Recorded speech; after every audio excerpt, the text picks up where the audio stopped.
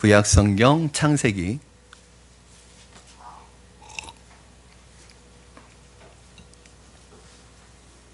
1장 1절에서 2절, 2절 말씀이니까요. 우리 함께 한 목소리로 합심해서 하나님의 말씀을 받도록 하겠습니다. 창세기 1장 1절 2절입니다. 시작. 태초에 하나님이 천지를 창조하시니라. 땅이 혼돈하고 공허하며 흑암이 깊음 위에 있고 하나님의 영은 수면 위에 운행하시니라. 아멘. 이제 오늘부터 창세기의 말씀을 여러분들과 함께 묵상해 나갈 텐데 나누게 될 텐데요. 기본적으로 창세기는 1장부터 50장까지 있는 성경입니다. 그런데 1장부터 11장까지를 원역사라고 그래요. 그리고 12장부터 이스라엘의 조상인 아브라함이 등장을 합니다. 그래서 12장부터는 어떻게 보면 이스라엘의 역사가 시작이 되는 것이고요. 이 12장 이전 11장까지는 이스라엘의 역사가 아니라 모든 역사가 모든 나라와 민족이 공유하고 있는 공통의 역사예요. 그러니까 원역사라고 그걸 그렇게 표현해요. 그래서 사실은 창세기 1장부터 50장까지 만약에 강해 설교를 하면 여러분들이 지금부터 한 6살은 더 드셔야 됩니다. 예. 왜냐하면 로마서 16장까지 하는데 2년 걸렸어요. 50장까지 만약에 하게 되면 아마 여러분들이 지금보다 30대 분들은 40대로 40대 분들은 50대가 될 수도 있어요. 그래서 1장부터 11장까지만 원역사 부분만 하고요. 저희가 아브라함 12장부터는 사실은 이미 교회 개척하고 1년 지나서 아브라함 강해 설교를 했어요. 그리고 만약에 이 1장에서 11장 말씀을 보고 신약으로 갔다가 다시 구약으로 와서 이삭, 야곱, 요셉 이 족장들은 따로 인물 설교로 그렇게 나누어서 하도록 하겠습니다. 그리고 이번에 창세기 1장에서 11장까지 이 원역사를 잘 들으시기 바랍니다. 그래서 여러분들의 신앙에 큰 울림이 있으면 좋겠고 좋은 영적인 그러한 통찰력을 주는 시간들이 되었으면 좋겠습니다. 자, 창세기 1장 강의 시작하겠습니다. 우리가 사실은 창세기 본문에 들어가기 전에 창세기를 다룰 때 제일 먼저 해야 되는 질문이 있습니다. 무엇이냐면 이게 해도 되고 안 해도 되는 질문이 아니라 꼭 해야만 하는 아주 중요한 질문이 있거든요. 그게 뭐냐면 이 창세기의 말씀을 하나님께서 누구에게 주신 것인가? 아유, 목사님 당연히 창세기 말씀은 우리에게 주셨겠죠. 예, 맞습니다. 창세기 성경은 기본적으로 모든 세대를 향한 하나님의 말씀이고 하나님의 백성을 향한 말씀이라는 데는 토를 달 수 없습니다. 그러나 이 창세기의 말씀뿐만 아니라 모든 성경은 그 성경을 처음 받았던 1차 독자가 있어요. 즉 그 성경을 처음 받았던 사람이 누구냐는 거예요. 그러면 그렇게 본다면 창세기는 모세 오경 중에 하나이기 때문에 누가 썼을까요? 모세가 썼겠죠. 너무 잘 맞히셨어요, 여러분. 어떻게 그걸 아시죠? 이 모세가 썼는데 모세는 어떤 시대의 사람이죠? 바로 모세는 이스라엘 백성들을 출애굽시켜서 광야의 여정을 통해서 가나안 들어가기 전까지 인도했던 사람이에요. 즉 그렇다면 이 창세기는 누구에게 주어진 것이냐면 애굽을 탈출해서 이제 광야에 들어서서 광야의 여정 가운데 있는 출애굽 성도들에게 1차적으로 주셨던 말씀이라는 거예요. 이걸 먼저 기억하지 않으면 우리가 혼돈에 빠지는 것이 오늘 우리가 창세기를 읽으면서 가장 오해하고 있는 것이 이 창세기가 어떤 목적을 위해 기록되었는가입니다. 이 성도들에게 준 하나님의 말씀이라고 할 때 이것이 이제 창세기의 목적이 드러나는 것이에요. 창세기는 우주와 과학을 설명해주는 과학책이 아닙니다. 한 나라와 민족의 역사를 소개해주는 역사책도 아닙니다. 그러나 많은 사람들이 창세기에서 어떤 과학적인 정보나 역사적인 정보를 얻으려고 합니다. 예를 들어서 지구의 나이가 몇천 년이냐, 지구의 나이가 몇십억 년이냐, 이런 지구의 나이를 알려고 하는 거예요. 또 창조의 과정이 어떠한 과정을 통해서 이루어졌느냐, 이걸 과학적인 정보를 얻으려고 창세기를 읽으면서 결론적으로 뭐라고 얘기하냐면 창세기는 비과학적이다, 이런 결론을 내려요. 그럼 이게 얼마나 말도 안 되는 건지 아시죠? 이 과학이라는, 여러분 21세기를 살아가는 우리의 과학적인 지식을 가지고 출애굽한 성도, 그 고대 사람들의 관점에서 보지 않고 오늘 21세기의 과학적인 지식을 가지고 성경을 보는 거예요. 여러분 이게 왜 말이 안 되죠? 출애굽했던 성도들에게 우리가 가지고 있는 과학적인 지식이 있었을까요? 없었을까요? 당연히 없었죠. 여러분 우리가 하나님이 이걸 몰라서가 아니라 만약에 우리가 가지고 있는 과학적인 지식을 가지고 그 사람들에게 말하면 하나도 못 알아먹는단 말이에요.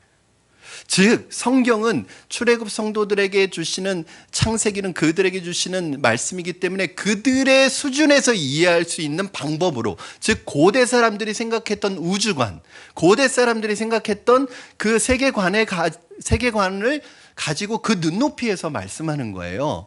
그런데 그렇게 하나님께서는 이 말씀을 그 시대에 맞는 사람들에게 그 사람들이 알아들을 수 있도록 한 것을 가지고 오늘 우리의 과학의 잣대를 가지고 이건 비과학적이라고 말하는 것은 그거야말로 비논리적인 거예요. 즉 창세기는 처음부터 하나님의 백성을 향한 하나님의 말씀이었던 것입니다. 다시 말해서 어떤 과학적인 정보와 지식을 전달하기 위한 것이 아니라 성도들이 믿음을 붙들어주고 그들이 이 세상에서 올바른 삶을 살아갈 수 있도록 돕기 위해서 이 창세기가 주어졌다는 거예요.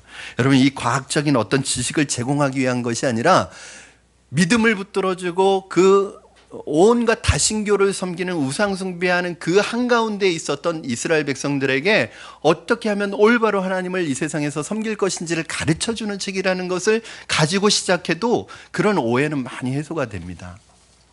이 창세기의 말씀을 처음으로 받았던 출애굽 공동체는 어떤 상황이었을까요? 어디에서 나왔죠? 이제 애굽이라는 그런 제국에서 탈출을 했습니다. 근데 여러분도 잘 아시지만 이 애굽이라는 나라, 오늘날의 이집트는 어떤 나라죠? 다신교를 섬기는 나라입니다. 그들은 태양도 신이고요, 달도 신이에요. 그리고 강도 신이고 바다도 신이에요. 그리고 더 나아가서 독사도 신이고 소도 신이에요. 이런 짐승, 가축, 이런 모든 것들을 다 신으로 섬기고 있었다. 심지어는 개구리도 신이에요. 이런 다신교의 상황 속에서 이스라엘 백성들이 430년 동안 종살이를 했단 말이에요. 그러면 그 영향을 받을까요? 안 받을까요? 당연히 받겠죠. 나중에 아론이 시내산 밑에서 우상으로 송아지 만든 거 보세요. 그 송아지 우상은 어디에서 가져온 거예요? 애굽에서 보고 듣던 거예요, 자기들이. 그러니까 그런 세상 속에서 440년 동안 영향을 받고 살다가 보니까 하나님도 잘 누군지 모르고 그리고 그런 신들이 진짜 있는 줄 착각하고 있는 거예요. 창세기는 이렇게 다신교의 문화 속에 살고 있었던 그러나 이제는 애굽을 탈출하여 광야 여정 가운데 들어있는 이들에게 주신 말씀입니다. 눈에 보이는 태양이 달이 신이 아니라는 거죠. 하나님만이 신이고 인간이 의미를 부여한 그 자연의 피조물들이 신이 아니라는 것을 오늘 이 창세기를 통해서 가르쳐 주려는 것입니다. 하나님은 어떤 분이시냐? 너희가 만들어 놓은 우상, 너희가 인간이 의미를 부여해서 신이라고 만들어 놓은 우상이 아니라 하나님은 직접 우리에게 찾아와 오셔서 말씀하시는 하나님. 그래서 창세기 1장은 벌써 하나님이 말씀으로 시작하십니다. 빛이 있으라 하심에 빛이 있었고 우리에게 찾아와서 지금도 말씀하시는 하나님. 오늘 그 하나님이 이스라엘 백성들 출애굽 공동체에 말씀하실 뿐만 아니라 오늘 여러분에게도 말씀하시는 하나님인 줄로 믿습니다. 하나님은 그런 분이에요. 인격적인 분이에요. 살아계시는 분이에요. 우상들처럼 보지도 못하고 듣지도 못하고 먹지도 못하고 알지도 못하고 말하지도 못하는 이런 우상이 아니라 하나님은 우리와 인격적인 교제를 나누시는 바로 그 하나님이 오늘도 말씀하신다는 것으로 시작을 하는 것입니다. 따라서 창세기는 21세기를 살고 있는 우리들에게 창조에 대한 정보를 주지 않습니다. 오히려 많은 부분을 생략하고 있습니다. 즉 어떤 목적을 가지고 선별적으로 기록했다는 거예요. 과학적인 지식을 다 담지 않은 것은 과학을 전달하는 게 창세기의 목적이 아니에요. 역사를 전달하는 게 창세기의 목적이 아니에요. 창세기는 별로 그런 데 관심이 없습니다. 성경의 역사는 구원사예요. 즉 하나님이 하나님의 백성을 어떻게 구원하는지에 대해 관심이 있어요. 그래서 그 구원사적인 관점에 맞춰서 선별적으로 역사를 기록하고 있는 거예요. 내용들을. 예를 들어서 여러분 구약은 아니지만 신약에 오면 예수님의 어린 시절이 안 나와요. 사복음서 통틀어도. 그렇죠? 누가복음 2장 52절에 54절 겨우 몇 줄 나와요. 그럼 어떤 사람들은 왜 예수님의 어린 시절이 없냐는 거예요. 뺐지요? 왜 뺐을까요? 만약에 이게 전기면 다 넣어야 돼요. 그런데 예수님의 사복음서는 예수님의 전기가 아니에요. 구속사라니까요. 구원의 역사라니까요. 그래서 하나님이 우리를 구원하시는 내용과 관계된 내용만 실리는 거예요. 예수님의 어린 시절은 우리하고 구원과 관계가 없어요. 그래서 뺀 거예요. 마찬가지로 성경은 모든 역사를 다 기록하지 않고 모든 과학적인 지식을 다 제공하지 않아요. 왜냐하면 목적이 있기 때문에 그래요. 이 말씀을 듣는 사람들에게 주시는 축복이 무엇입니까? 가장 큰 축복은 바로 창조의 과정을 알게 되거나 노아의 홍수의 배경을 알게 되는 것이 아니라 바로 하나님을 알게 되는 것이 가장 큰 축복입니다. 왜 하나님을 알아야 되죠? 하나님을 알지 못하면 어떠한 현상이 일어나냐면 우리 주변의 우리는 의문에 쌓인 세계에 살게 됩니다. 우리 주변은 다 미스테리입니다. 몰라요. 무슨 일이 일어나는지. 우리 주변의 세계를 알지 못하면 사람들은 두려워하게 됩니다. 미신을 믿고 점을 치는 사람들의 특징은 항상 무엇인가 두려워해요. 아침에 눈 떠서부터 밤에 잠잘 때까지 두려워해요. 왜냐하면 자기 주변에 이루어지고 있는 이 모든 것이 신의 영역이고 신이 활동하는 것이라고 생각하기 때문에 자기가 자칫 잘못해서 부지불식간에 신의 비유를 건드리거나 이 귀신의 비유를 건드려가지고 그 귀신이나 신이 나에게 벌을 줄까봐 두려워서 사는 거예요. 여러분 한번 보세요. 미신을 믿는 사람들 이사도 마음대로 못 다녀요. 그것도 손 없는 날 가야 돼요. 결혼도 아무 때나 못 해요. 날 받아서 해야 돼요. 못도 못 박아요. 인테리어를 상하게 할까봐 못 박는 게 아니라 이것도 못 받아요. 못 박아요. 두려워서. 얼마나 그 위신의 노예가 돼서 살아가요. 저는요 아무 날이나 이사 갑니다. 아무 일도 일어나지 않습니다. 저는 못 받고 싶으면 막 박습니다. 여러분 결혼 날 잡아서 날 받아서 하는 거 궁합을 보고 이게 얼마나 어리석은 일이에요. 왜 그래요? 하나님이 이 지으신 세계를 모르면 그렇게 미신 때문에 두려워하면서 살아가게 된단 말입니다. 이 창세기는 오늘 우리에게 어떤 의미를 가지고 있습니까? 그 출애굽 성도들에게 이런 의미였다면 오늘 우리에게는 어떤 의미를 가지고 있습니까? 오늘 우리는 또 다른 우상의 세계에 살고 있어요. 그게 뭘까요? 여러분 하나님 이 무에서 유를 창조하신 전능하신 하나님 이 놀라운 하나님을 의지하면서 살아가는 게 아니라 이제 많은 사람들이 출애굽 공동체가 살았던 그 고대 시대하고는 다른 우상을 가지고 살아가고 있어요. 그게 뭐냐? 바로 단적으로 말씀드리면 물질과 과학 만능주의에 살고 있습니다. 우리가 그런 말을 합니다. 과학 만능주의. 여러분 절대 과학이 나쁘다는 뜻이 아니에요. 과학이 모두 진리라고 생각하는 게 옳지 않다는 거예요. 여러분 과학이 진짜 진리입니까? 과학이 우리에게 자연과학이 그런 연구가 우리에게 준 혜택이 굉장히 많아요. 그거 인정해요. 그러나 과학이 정말 변함없는 진리입니까? 우리가 그렇게 진리처럼 알았던 그런 상대성 이론이 지금 오류가 생겼다는 것이 최근에 또 밝혀졌잖아요. 여러분 이게 만능이라는 말을 붙이는 것부터가 좀 부정적인 뉘앙스가 있잖아요. 과학 만능주의, 물질 만능주의. 이게 뭐냐면 돈이면 다 할 수 있다는 거 아니에요. 과학이면 다 할 수 있다는 거 아니에요. 불가능은 없는 거 아니에요. 과학이 전지전능하고 물질이 전지전능하다는 거 아니에요. 오죽하면 모든 거에다가 과학자만 붙으면 사람들 다 믿어요. 오죽하면 침대가 과학이겠어요, 여러분. 뭐 과학자만 붙으면 사람들이 이건 진리다 하고 믿어요. 여러분 돈이 있으면 뭐든지 할 수 있다는 생각을 가지고 있어요. 그러면서 어느덧 우리 믿는 사람들 마음속에도 하나님이 전능하신 분이 아니라 그 전능하신 하나님을 내가 믿는 것이 아니라 돈의 힘을 믿고 과학의 힘을 믿고 그것을 의지하면서 살아가는 사람이 너무나 많아졌단 말이에요. 이제 사람들이 컴퓨터를 의지해요. 스마트폰을 의지해요. 이제 로봇을 의지하는 세상이 될 거예요. 그것은 옳지 않다는 것을 오늘 창세기의 말씀이 가르쳐 줍니다. 사랑하는 여러분, 하나님만이 전능하신 하나님이십니다. 무에서 유를 창조하시는 분이십니다. 그분이 우리의 인생을 인도하시고 그 전능하신 하나님이 우리의 인생을 책임져 주시는 것을 여러분 믿으시기 바랍니다. 이것이 창세기를 시작하는 우리의 마음이어야 돼요. 이제 본론으로 들어가서 이제 본론으로 들어갑니까? 이제 들어갑니다. 1장 1절을 한번 보시겠습니다. 1장 1절은 창세기 시작일 뿐만 아니라 모세 오경의 시작이기도 하고 성경 66권 전체의 시작이기도 합니다. 우리 1장 1절 같이 읽겠습니다. 시작. 태초에 하나님이 천지를 창조하시니라. 아멘. 여러분, 이 말씀은 설명이 아니에요. 이제부터 이러한 사실들을 설명해 주겠노라 이렇게 말씀하고 있지 않아요. 선포입니다. 수많은 우상과 인간이 만든 신들이 있는 세상 한가운데 하늘에 있는 것이나 땅에 있는 모든 것을 만드신 하나님, 창조하신 분은 하나님이시고 그 전지전능한 하나님이 바로 우리의 인생의 주인이시고 우리 인생에 인도하시는 분이시라는 것을 선포하고 나가는 거예요. 여기에서 창조했다는 말은 여러분 잘 알고 있는 것처럼 무에서 유를 만들어냈다는 것을 뜻해요. 그래서 성경에서는요, 이 바라라는 단어를 쓰는데 히브리어로 이 바라는 누구에게 동사이기는 하지만 아무 때나 쓰는 동사가 아니라 주어가 하나님일 때만 쓸 수 있는 동사예요. 왜요? 무에서 유를 만들 수 있는 분은 하나님밖에 없기 때문에.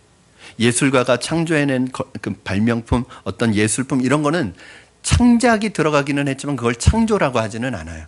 왜냐하면 그건 무에서 유를 만든 게 아니라 재료를 가지고 만들었거나 있는 걸 발견했거나 기존에 뭔가 가지고 만들었기 때문에 그걸 창조했다고 하지는 않습니다. 그러나 하나님은 무에서 유를 창조하셨어요. 아무것도 없었습니다. 먼지도 없었고 공기도 없었어요. 그런 가운데 하나님께서 하늘에 있는 것들과 땅에 있는 모든 것들을 만드심으로 이렇게 아무것도 없는 무의 상태에서 유를 만드신 전능하신 하나님이시라는 것을 보여주는데, 이 1장 1절이 왜 중요하냐? 태초에 하나님이 천지를 창조하시니라, 무에서 유를 만드시니라, 이 말씀을 믿게 되면요, 이런 성경에 있는 모든 말씀을 다 믿을 수 있어요. 여러분, 무에서 아무것도 없는 상태에서 자연 모든 만물을 만드신 그 하나님이 폭풍을 잠잠케 하시는 건 누워서 떡 먹기 아니겠어요? 이것을 믿으면 성경에 나오는 그 어떤 말씀도 못 믿을 말씀이 없어요. 그러나 반대로 태초에 하나님이 천지를 창조하셨다는 이 말씀이 내가 믿어지지 않으면 성경에 있는 그 어떤 것도 믿을 수 없어요. 여러분, 성경은 우리에게 이것을 설득을 요구하고 있지 않습니다. 이해를 요구하고 있지 않습니다. 왜요? 진리는 설득의 문제가 아니에요. 이해의 요구가 문제가 아니에요. 그냥 믿고 수용하고 받아들이는 것이 진리를 대하는 모습입니다. 그렇다면 태초에 하나님께서 천지를 창조하셨어요. 태초에 천지를 창조하셨다면 지금은 하나님이 지금도 창조를 하고 계실까요? 하나님은 창조 한번 하시고 지금은 손 놓고 계실까요? 지금도 창조하고 계실까요? 지금은 창조하지 않습니다. 여러분이 잘 구별하셔야 될 게 창조와 창조한 것을 붙드는 것 차이가 있어요. 처음에 없는 가운데 어떤 것을 생기게 하는 것을 창조라고 하고요, 창조한 것을 유지시키는 것을 섭리라고 합니다. 하나님은 새로운 것을 더 창조하시지 않아요. 새로운 생물체를 더 만드시지 않아요. 그러나 여러분, 지금도 하나님께서 창조하시는 것이 있습니다. 뭘까요? 알려드릴까요? 그게 뭐냐? 사람의 영혼입니다. 사람은 하나님께서 지금도 창조하십니다. 제가 어렸을 때 우리 그 첫째랑 둘째에게 항상 그런 말을 했어요. 그 아이가 이런 질문을 해요. 아빠, 나 어디에서 왔어요? 그러면 제가 뭐라고 했냐면, 너 하나님께서 하늘에서 똑 떨어뜨려 주셨는데 아빠가 딱 받았어, 그렇게 얘기를 했어요. 처음에는 그걸 믿었죠. 근데 지금은 안 믿지만 하늘에서 떨어뜨려 주셔서 엄마가 이렇게 받았어, 이렇게 얘기를 했어요. 여러분, 그러나 하늘에서 오신 분은 예수님밖에 없습니다. 하늘에서 떨어진 게 아니에요. 우리 아이들은 어떻게 하냐면 엄마 아빠를 통해서 하나님께서 새롭게 창조하신 거예요. 그러나 우리가 이렇게 새롭게 창조되었다는 것보다 더 중요한 사실이 여러분 뭔지 아세요? 하나님께서 그 창조의 능력으로, 무에서 유를 창조하시는 그 창조의 능력으로 오늘도 지금도 우리를 보살피고 계시고 우리를 붙들고 계시다는 사실입니다. 할렐루야. 여러분, 이거 믿으시기 바랍니다. 하나님이 창조하셨을 뿐만 아니라 그 창조의 엄청난 능력을 가지고 저와 여러분의 삶을 지금도 보살피고 살피고 계시다는 거예요. 그럼 뭘까요? 결론은 여러분, 하나님이 여러분의 인생을 책임져 주시는 것을 아세요? 대충 책임져 주시는 것이 아니라 이 창조의 능력을 가지고 아까 그 말씀드린 거예요. 하나님이 이 세상에 우리를 내놓으시고 태어나게 하시고 알아서 살아라 이렇게 만드시는 게 아니라 우리의 인생을 책임져 주시고 우리를 가장 선한 길로 인도하시는 이 하나님의 손에 여러분이 붙들려 있다는 거예요. 그러므로 여러분 걱정하지 마세요. 염려하지 마시기 바랍니다. 중요한 것은 하나님께서 믿음의 사람들에게 뭘 요구하시는 것이냐? 그분은 없는 데서 있게 하시는 분이시기 때문에 죽은 자도 살리실 수 있어요. 아이를 갖지 못하는 사람에게 아이를 갖게 하실 수도 있어요. 산에 가서 빌고 바위에 가서 빈다고 아이가 생기는 것이 아니라 하나님이 태를 열어주셔야지 자녀를 가질 수 있습니다. 그러나 중요한 것은 하나님께서 믿음의 사람들에게 그들이 원하는 것을 바로 주시지는 않는다는 사실입니다. 왜 그럴까요? 우리가 구하는 대부분의 것은 근원적이고 근본적인 것이 아니기 때문에 그래요. 하나님께서는 이 기다림의 기간을 통해서 바로 주시지 않는 기간을 통해서 뭘 깨닫게 하시려는 것이냐? 하나님이 누구신지, 내 인생에서 정말 중요한 것이 무엇인지 깨닫게 하시는 거예요. 저는 사실은 첫 아이를 4년 만에 가졌습니다. 결혼도 늦게 했어요. 34세 결혼을 해서요. 38에 첫 아이를 가졌어요. 저는요, 결혼만 하면 다 아이가 생기는 줄 알았어요. 그런데 4년 동안 4년 동안 아이를 못 갖는 동안에 막 간절해지더라고요. 우리가 아이를 못 가질 수도 있는 거 아닌가. 그러면서 서로 위로했습니다. 우리 아이 없어도 괜찮아. 우리끼리 재밌게 사는데 뭐. 그리고 주변에 어른들이 막 얘기하실 때 아유 괜찮아요. 하나님 주실 때 되면 주시겠죠. 그러면서 마음은 불안한 거예요. 그런데 제 마음속에 기도해야겠다는 생각을 했습니다. 기도하기 시작했어요. 그리고 하나님께서 기도한 지 3년 만에 아이를 주셨어요. 그럼 그 아이가 임신됐다는 소식을 듣는데 제가 이 세상에서 경험해 보지 못한 주님을 만난 이후로 경험해 보지 못한 그 환희와 기쁨을 경험했어요. 여러분 3년 동안 그 아이를 위해서 얼마나 기도했겠어요. 만약에 제가 결혼하자마자 아이가 생겼으면 정말 정신없이 분주하게 막 어떻게 보면 힘들게 하나하나 따라갔을 텐데 3년 동안 기도로 그 준비를 했더니 이 아이가 나오자마자 그 기도에 힘을 받는 거예요. 그러면서 뭘 깨닫게 됐냐면 하나님께서 기다리게 하시는 이유가 있다. 하나님이 누구신지, 하나님이 어떤 분인지를 저에게 가르쳐 주시려고 그 다음부터는 정말 기도의 탄력을 받아요. 우리가 그토록 열심히 어떤 사람을 살려달라고 기도했는데 하나님께서 생명을 거두어 가시는 경우가 있습니다. 그러나 우리가 생명을 위해 기도한 것이 하나님 앞에서 결코 헛되지 않다는 것을 알아야 합니다. 우리는 하늘과 땅 이 둘 중에서 하늘편은 모르고 땅에서 일어나는 일들에 대한 것만 볼 수 있고 알 수 있어요. 보이지 않는 하늘에 우리가 했던 기도가 어떤 영혼을 위해서 했던 기도가 어떻게 결말이 나고 결과를 가져오는지는 우리는 몰라요. 그러니까 속상한 거예요. 그러니까 기도가 응답되지 않았다고 생각하는 거예요. 그러니까 하나님께 원망하는 거예요. 왜? 하나님은 우리가 했던 기도를 다 받으시고 지금 이루어가고 계시고 그 기도가 지금 큰 역사를 일으키고 있는데 우리 눈에 보이지 않으니까 그것이 답답한 거예요. 여러분 보세요. 스데반하고 베드로가 똑같은 설교를 했어요. 베드로가 설교했는데 3,000명, 5,000명이 회개하고 돌아왔어요. 그런데 스데반이 설교했을 때는 돌 맞아 죽었어요. 왜 하나님은 스데반은 죽이시죠? 똑같이 설교했는데 왜 베드로는 살리시고 스데반은 죽이셨어요? 그건 모르는 거예요. 그런데 그 스데반이 죽는 순교의 현장에 누가 있었냐면 사도 바울이 있었습니다. 그 사도 바울은 장차, 사울이라는 이 청년은 장차 전 세계를 복음화시키는 복음의 이방인의 사도가 되는 청년이었어요. 그 사도 바울이 바로 스데반의 순교를 통해서 회심을 경험하기 시작하는 거예요. 여러분 몰라요.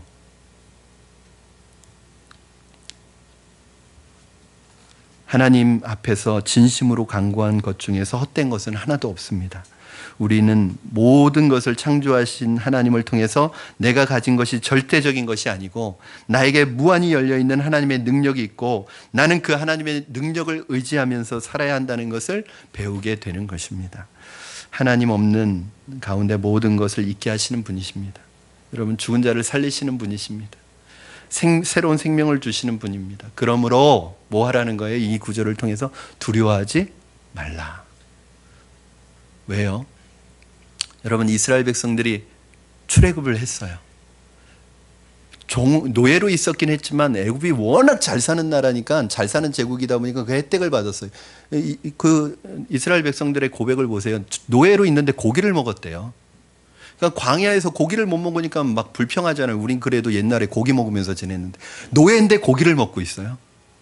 그러니까 얼마나 잘 지낸 거예요. 그렇죠? 그런데 그 잘 지냈던 곳을 탈출해서 지금 아무것도 없는 이 허허벌판 광야를 지나고 있어요. 앞으로 자신들에게 어떤 일이 펼쳐질지도 모르는 두려움 속에 사로잡혀 있는 그때에 하나님께서 뭐라고 말씀하시는 거예요? 두려워하지 말아라. 걱정하지 말아라. 너희는 힘이 없고 지혜가 없고 연약하지만 하나님을 의지하면 그가 이루실 것이다. 그는 이 모든 것을 창조하신 전능하신 하나님이시고 그 전능하신 하나님이 너희를 인도하고 계시다. 그러므로 염려하지 말아라. 사랑하는 여러분, 삶이 아무리 광야 같을지라도 두려워하지 마시기 바랍니다. 왜냐하면 하나님께서 여러분이 하나님을 의지하시면 그가 이루시고 그가 여러분의 삶을 책임져 주실 줄로 믿습니다. 붙들어 주실 줄로 믿습니다. 이것이 바로 창세기에서 말하고자 하는 메시지예요. 2절 한번 읽어주시기 바랍니다. 2절 시작. 땅이 혼돈하고 공허하며 흑암이 깊음 위에 있고 하나님의 영은 수면 위에 운행하시니라. 아마 창세기에서 가장 어려운 부분입니다. 이것은 대단히 어려운 이유가 왜냐하면 지구의 이런 상태에 대해서 어떤 목격자도 없었을 뿐 아니라 지금의 형편과는 너무나 달라서 비교할 수가 없는, 첫 번째 뭐라고 하냐면 땅이 혼돈하고, 이 땅이 혼돈하다는 건 뭐냐면 어떤 형체가 없다는 거예요. 뒤죽박죽 돼 있다는 거예요. 뭐 산도 없고 아무것도 없고 바위도 없고 흙도 없고 그냥 모든 것이 뒤섞여 있어서 뒤죽박죽 돼 있는 그런 상태를 혼란스러운 거예요. 혼동스러운 거예요. 처음에 하나님이 창조하실 때 지구의 상태가 그랬습니다. 두 번째는 공허하다, 비어있다는 뜻입니다. 아마 영어 성경을 보면 empty라고 나와 있을 거예요. 여러분, 살아있는 생물이 아무것도 없는, 사람도 없고 생물도 없고 그야말로 아무것도 없는 비어있는 상태, 사람이 살지 않는 상태. 가끔 이제 지방이나 이런 시골에 가면 빈집이 있잖아요. 근데 이 빈집에 그 사람이 뭐 이사를 갔든지 그 사람이 세상을 떠났든지 그 다음부터 집이 비어서 계속 비어있는 상태가 오래 지속되면 좀 그 집, 한번 그런 집 들어가 보시면 여러분 분위기가 다릅니다. 적막하고 으스스하고 썰렁하고 뭔가 기운이 안 좋은, 이런 차가운 기운이 느껴져요. 그렇죠? 그래서 그런데 여러분 좋아하시지는 않으시죠? 네. 사람이 사는 것과 안 사는 건 굉장히 틀리거든요. 그런데 지구의 처음 상태가 어떤 상태였느냐 하면 바로 아주 썰렁하고 을씨년스럽고 적막한 상태였다는 거예요. 어떤 분은 과학적인 아이디어를 동원해서 공허하다는 것은 이렇게 정의합니다. 밀도가 낮아서 푸석푸석한 상태나 먼지 같은 상태라고 이렇게 정의를 하지만 원래 이 공허하다라는 이 표현의 원어의 의미는 주민이 없다, 그런 뜻이에요. 그러니까 사람이 살고 있지 않은 상태. 처음에 이 땅은 그런 상태였습니다. 그리고 세 번째 정보를 제공하는 건 뭐냐면 흑암이 깊음 위에 있고, 이런 말을 합니다. 근데 이거는 정말 어려워요. 혼돈하고 공허하다는 건 이해하지만 흑암은 알겠어요. 어둡다는 거예요. 그 땅에 어둠이, 그러니까 빛이 있기 전이니까 어두워요. 그런데 흑암이 깊음 위에 있대요. 그 깊음은 뭐예요? 이 깊음이 뭔지 모르겠어요. 그런데 그 뒤에 가면 하나님의 영이 수면에 운행하시니라, 이 말씀이 있는 것을 봐서는 이 깊다는 것이 물이 어떻게 깊다는 것 아닌가, 이런 뜻으로 해석하는 사람들도 있습니다. 어떤 사람이 동굴 탐사를 하는데 이렇게 돌을 던져봤는데 너무 깊이 들어가는 이걸 묶어가지고 끈을 연결해서 했는데 이게 끊임없이 내려가는 거예요. 너무 깊어요. 아니 그 동굴 안에 있는 호수가 뭐 그렇게 깊어요? 그러면 무서운 생각이 들더라는 거예요.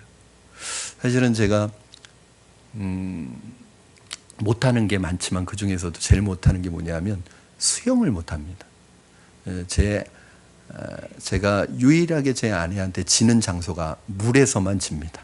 제 아내는 수영을 워낙 잘하니까 물속에만 들어가면 막 자신감이 생겨가지고 저를 괴롭혀요. 그런데 제가 그렇게 물을 무서워하게 된 이유가 아주 단순한 이유인데, 어렸을 때 그 칼라 대백과사전 뭐 그런 거였던 것 같아요. 근데 공룡이 있는 그림을 이렇게 봤는데 컬러풀하게 이렇게 있는데 그 공룡 중에서 제일 큰 공룡 있잖아요. 그 공룡이 머리는 위로 내밀고 그 목 밑으로 물속에 그 공룡의 몸이 들어가 있는 그 물속을 비춰주는데, 그 물속이 너무 어두컴컴하고 너무 오늘 이 표현처럼 을씨년스럽고 너무 적막하고 너무 분위기가 그냥 그때 표현으로는 귀신 나올 것 같은 분위기인 거예요. 그게 너무 제 머리에 각인이 됐던 것 같아요. 그래서 물은 무서운 곳, 물은 두려운 곳, 이런 인상이 너무 바뀌었어요. 그 다음부터는 물에 가지 않았습니다. 물 가까이에 가지 않았어요. 그래서 수영도 못 배웠고요. 지금도 뭐 물은 가기는 하는데 가도 뭐 수영은 안 하고요. 발만 담그고 이렇게 나올 때가 많아요. 그런데 그때 제가 느꼈던 그 기쁨, 그것이 아마 이 상태를 말해주고 있는 것이 아닌가, 그런 생각이 들었어요. 다른 말로 하면 뭐 어둠이 깊다는 뜻이 아니라 이 물이 깊다는 뜻이 아니라 원래 이 문자적인 해석을 창세기에서는 하지 않는 게 좋거든요. 이게 무슨 말이냐면 어둠이 그만큼 짙다는 거예요. 어느 정도로 어둠이 짙으냐면 정말 깊다는 표현을 할 정도로 어둠에 쌓여있던 지구, 어둠에 쌓여있던 땅을 말해주는 거예요. 여러분은 아마 잘 모르실 거예요. 저도 서울에서만 태어나서 살다 보니까 그렇게 밤이 어두운지 몰랐어요. 그런데 제가 군대 가서 저희 부대 내무반이 산에 있었는데 정말 보름달일 때는요 대낮처럼 밝아요. 조금 과장을 보태서 정말 대낮처럼 밝아요. 그런데 이 달이 금음달이 되거나 초승달이 되거나 달빛이 약해지면요 앞이 전혀 안 보여요. 정말 어둡더라고요. 여러분, 그런 어두운 상태, 우리는 이 말씀을 대하면서 우리가 살고 있는 이 지구가 처음부터 많은 짐승이 뛰어다니고 아름다운 곳이 아니었음을 알 수 있습니다. 이곳은 황량하고 무서우며 어느 누구의 접근도 쉽게 허락하지 않는 끝없는 어둠에 잠겨 있는, 아직 깨어나지 않은 채 깊은 동면에 빠져 있는 땅덩어리였습니다. 우리는 이런 상태가 얼마나 오래 지속되었는지 알 수 없습니다. 이런 무시무시한 상태가 하루만 있었는지, 아니면 이러한 상태가 아주 오래 지속되다가 하나님께서 창조를 시작하셨는지 명확히 말할 수는 없습니다. 그러나 중요한 것은 왜 성경은 우리가 살고 있는 이 지구를 아름다운 모습으로 시작하지 않고 이렇게 황량하고 공허하고 혼돈하고 을씨년스럽고 적막한 좀 부정적인 이미지로 시작하는 걸까요? 거기에는 아주 중요한 이유가 있습니다. 바로 이것이 이 땅의 원래 모습이라는 거예요. 그리고 이 땅은 나중에는 이 모습으로 돌아갈 거라는 거예요. 여러분, 태초에 하나님이 천지를 창조하시니라 이렇게 시작하는 것은, 태초에라고 시작하고 있다는 것은 반대로 어떤 말이 나중에 나올 것이 기대가 되죠? 시작됐으니까. 아마 종말에, 태초에라는 말은 있는데 종말에라는 말이 없으면 안 되겠죠? 실제로 요한계시록에 가면 이 세상 마지막 날에 이 말이 나옵니다. 여러분, 시작이 있으면 끝이 있는 거죠. 시작이 있는데 끝이 없는 게 어디 있어요? 태초에라는 이 말에는 영어 성경에 보면 in the beginning 그렇게 하고 시작합니다. 시작이 있으면 끝이 있는 거예요. 시작은 있는데 끝이 없다, 그런 건 아무것도 없습니다. 즉, 왜 이 황량한 지구의 원래 모습을 보여주냐면 이 지구는 영구적인 것이 아니라는 거예요. 영원히 지속되는 게 아니라는 거예요. 그러니까 이 지구가 지금 이렇게 아름답고 이 세상이 아름다워 보인다고 여기에다가 여러분의 모든 소망을 두고 살아가지 말라는 거예요. 왜냐하면 임시처소예요. 가건물에 지나지 않아요. 이 가건물을 지은 목적이 있는 거예요. 이 목적이 끝나게 되면 언젠가는 이 건물은 철거하게 된다는 거예요. 여러분, 사막에 어떤 사람이 호텔을 세웠어요? 사막에 수영장을 만들었어요? 그냥 만들었을까요? 목적이 있을까요? 사막에 그런 것을 만들었다면 분명한 목적이 있을 거예요. 그러나 그 목적이 다 끝나면 그것은 철거하게 됩니다. 그럼 강원도가 한참 탄광으로 많은 것들이 나올 때는 거기 마을들이 많이 형성이 됐어요. 왜요? 거기 돈 될 만한 게 나오니까. 그러나 이제 다 그것이 고갈되니까 지금은 다 비었잖아요. 거기에다 그래서 뭐 카지노 만들고 그러는 거 아니에요. 여러분, 어떤 목적을 위해서 세워진 거예요. 그러면 우리는 이걸 생각해 봐야 돼요. 하나님이 이 황량한, 이 적막한 이 땅에 이렇게 아름답게 꾸미시고 이 천지 만물을 창조하신 이유가 뭐냐는 거예요. 목적이 있다는 것이죠. 바로 목적은 하나입니다. 하나님 뜻대로 사는 백성을 만들기 위해서입니다. 그 누구에게도 주어지지 않은 이 자유의지로 자발적으로 하나님의 뜻에 복종하는 복된 백성을 만들기 위해서 하나님께서 이 세상을 아름답게 꾸미셨습니다. 이것이 이 세상이 존재하는 이유입니다. 그런데 마치 이 세상이 영구적으로 존재할 것처럼 이 세상에 탐닉하고 이 세상의 명예와 욕심을 내는 사람은 결국 아무것도 남지 않은 황량한 들판을 맞이하게 될 것입니다. 그래서 하나님께서는 우리에게 무엇이 더 중요한지 생각하게 하시고 어디에 애착을 가지고 살아야 될지를 이 창세기 1장 2절을 통해서 보여주시는 것입니다. 영구적인 건물이 아니라 임시적인 처소입니다. 그래서 그리스도인들은, 하나님의 백성들은 이 세상에 살아가는 동안에 이 세상의 것이 아무리 좋아 보이고 아름다워 보여도 거기에 여러분의 소망을 두시지 마시고 그것은 영원한 것이 아니라는 거예요.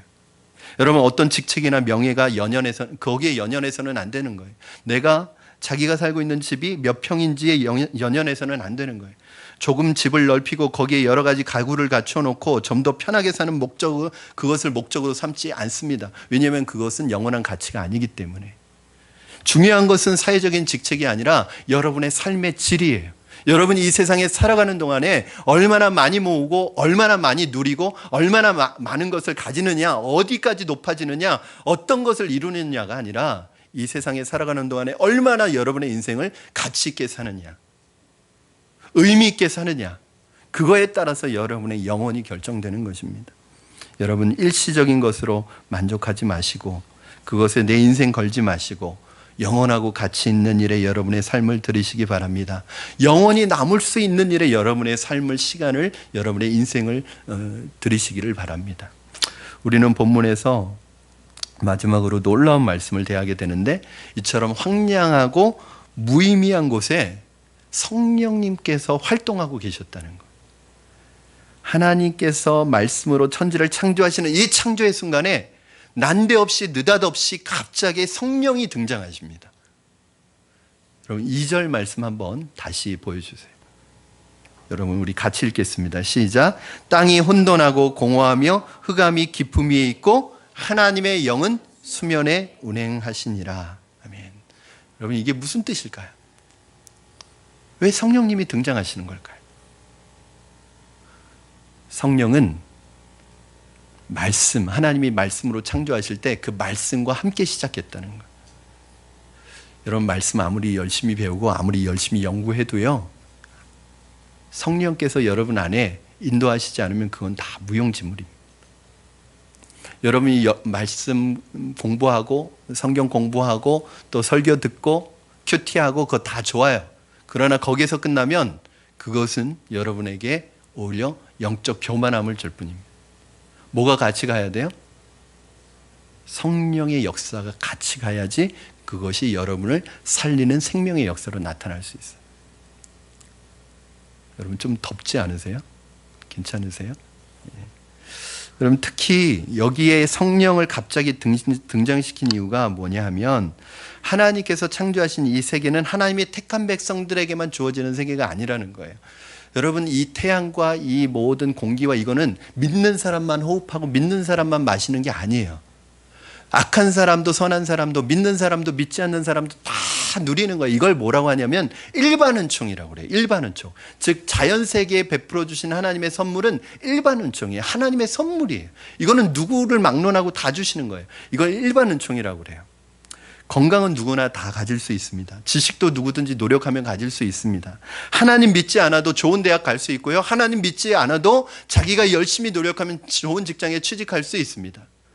만약에 하나님 믿는 사람만 대학 간다면 아마 목사 아들들이 다 명문대에 들어가 있을 거예요. 그러나 실상은 그렇지 않습니다. 열심히 공부하는 사람이 갈 수 있어요. 왜요? 그것은 하나님이 주신 일반은총이에요.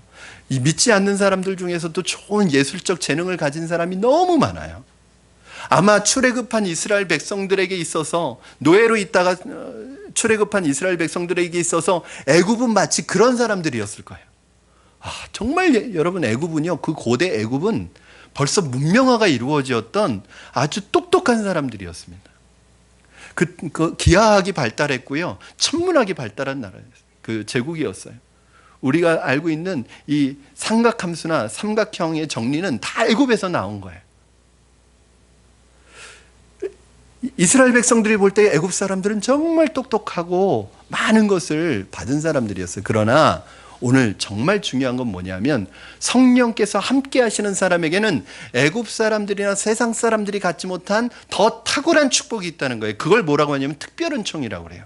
그게 뭐냐? 바로 성령님을 알게 하셔서 성령님의 인도를 통해서 하나님을 알게 되고 죄의 용서를 받게 되고 날마다 새로운 마음으로 살아갈 수 있는 마음을 날마다 허락하시는 분이 성령님이라는 거예요. 여러분, 우리가 볼 때는 세상에서 성공하고 세상에서 업적을 이루고 세상에서 돈을 많이 벌고 뭔가 많이 누려야 그것이 진짜 복인 것 같지만 진짜 인생의 복은 뭐냐면 하나님을 아는 것이고 우리가 죄 용서를 받는 거예요. 여러분, 죄 용서를 받는다는 게 얼마나 감격스러운 일이에요. 평생 갚아도 갚을 수 없는 죄를 하나님이 용서해 주신다는 이 죄 용서는 그 어떤 축복과도 바꿀 수 없습니다. 제일 불행한 사람이 누군지 아세요? 평생 죄책감 가지고 살아가는 사람이에요. 여러분, 죄가 있어서 돈도 많아요. 건강해요. 그런데 늘 마음에 죄책감을 가지고 살아가요. 얼마나 불행합니까? 여러분, 가장 축복이 뭐냐면 죄 용서 받은 거예요. 그리고 날마다 하나님께서 우리의 마음을 새롭게 해주신다는 사실이에요. 인간이 누릴 수 있는 축복이 많이 있습니다. 어떤 사람은 건강한 몸을 가지고 있고 어떤 사람은 유달리 지혜가 있고 학문적인 능력이 있습니다. 어떤 사람은 유달리 돈을 많이 벌어요. 그러나 그것은 누구든지 가질 수 있습니다. 그러나 하나님께서 주신 이 특별한 은혜는 하나님을 깨닫는 것이고 죄 용서받는 것이고 날마다 새로운 마음을 가지는 것입니다.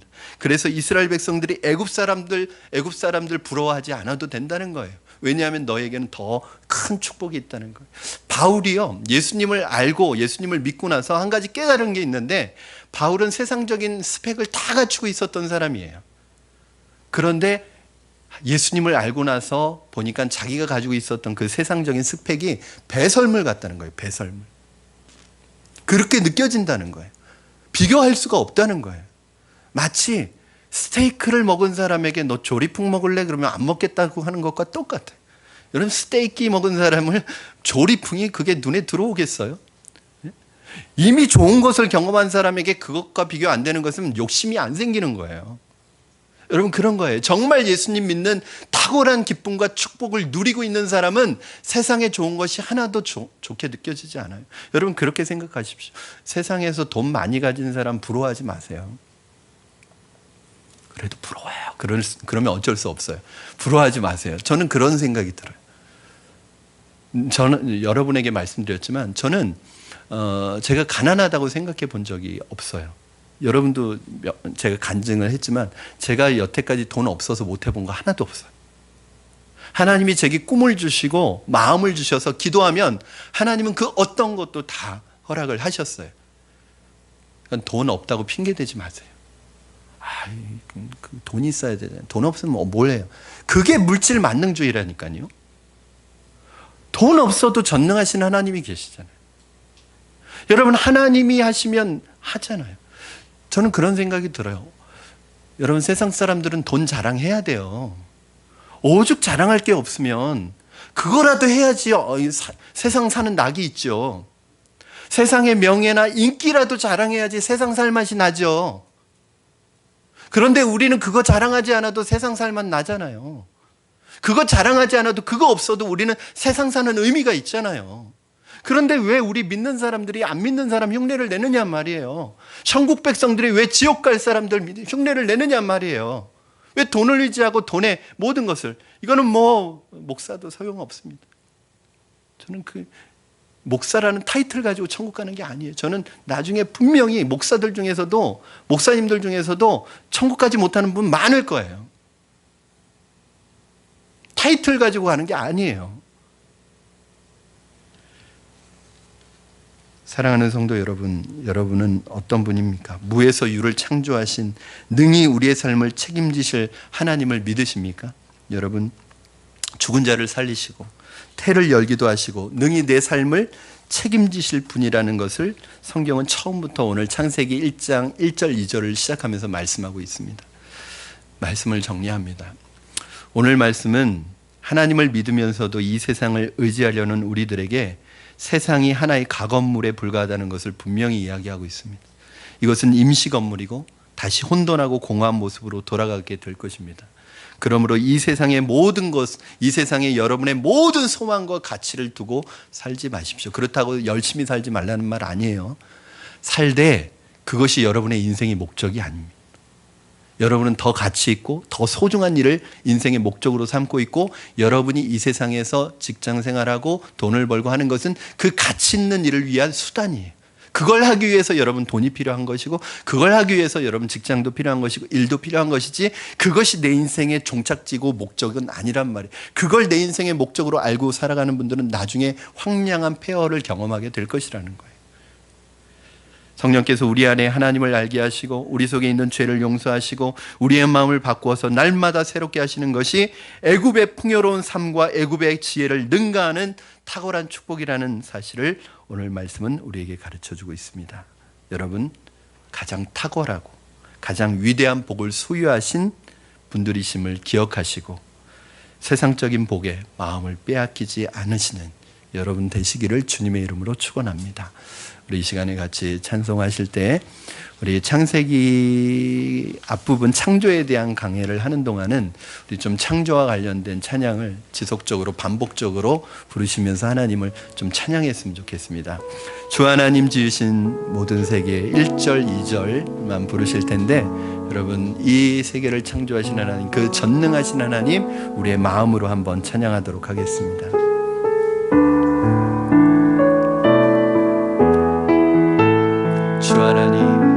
주 하나님 지으신 모든 세계 내 마음 속에 그리어볼 때 하늘의 별 울려 퍼지는 외성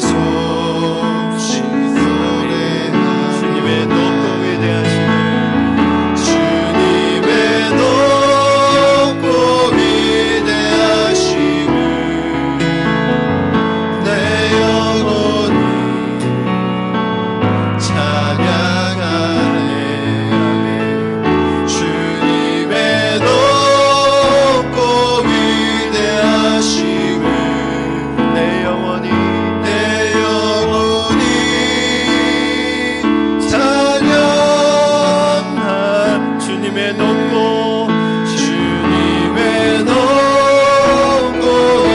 위대하심을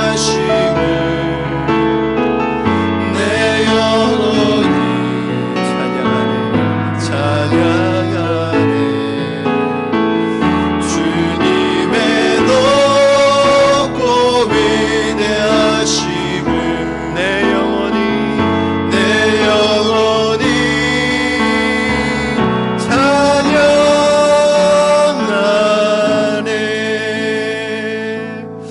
시간에 주신 말씀 붙들고 기도하실 때 하나님 무에서 유를 창조하신 그 전능하신 하나님께서 오늘 그 창조의 능력으로 우리의 삶을 인도하시고 책임져 주시는 줄 믿습니다. 하나님 두려워하지 않게 하여 주시고 그 하나님의 인도하심에 우리의 삶을 맡기게 하여 주시옵소서.